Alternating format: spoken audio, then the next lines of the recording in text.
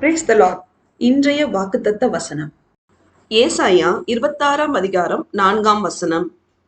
கர்த்தரை என்றென்றைக்கும் நம்புங்கள், கர்த்தராகிய யெகோவா நித்திய கன்மலையாய் இருக்கிறார். கிறிஸ்துவுக்குள் அன்பானவர்களே, நாம் அனைவரும் கர்த்தராகிய இயேசு கிறிஸ்துவை எப்பொழுதும் எல்லா நேரத்திலும் எந்த சூழ்நிலையிலும் நம்பி ஜீவிக்க வேண்டும்.